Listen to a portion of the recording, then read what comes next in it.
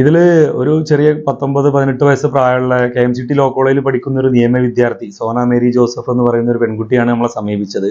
സ്വാഭാവികമായിട്ടും star health insurance company അവരുടെ സാധാരണ കാണുന്ന പോലെ തന്നെയുള്ള അവരെ ക്ലെയിം റിജക്റ്റ് ചെയ്തു എന്നുള്ളതായിരുന്നു. മിംസ് ഹോസ്പിറ്റലിൽ നിന്നാണ് അവർ അഡ്മിറ്റ് ആയിരുന്നത്. ക്ലെയിം റിജക്റ്റ് ചെയ്തു എന്നുള്ളതായിരുന്നു അവരുടെ കേസ്.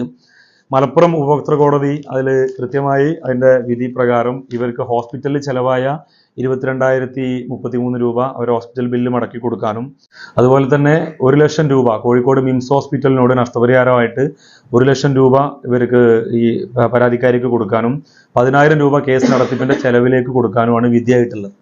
ഇത്തരത്തിൽ സാധാരണഗതിയിൽ ക്ലെയിം റിജക്ഷൻ എന്നുള്ള ഈ ഹെൽത്ത് ഇൻഷുറൻസ് കമ്പനികളുടെ ഒരു പുതിയ ട്രെൻഡ് ഉണ്ട്. ആ ട്രെൻഡിനെതിരെയുള്ള ഒരു മുന്നറിയിപ്പ് കൂടിയാണ് ഇത്തരത്തിലുള്ള വിധികൾ.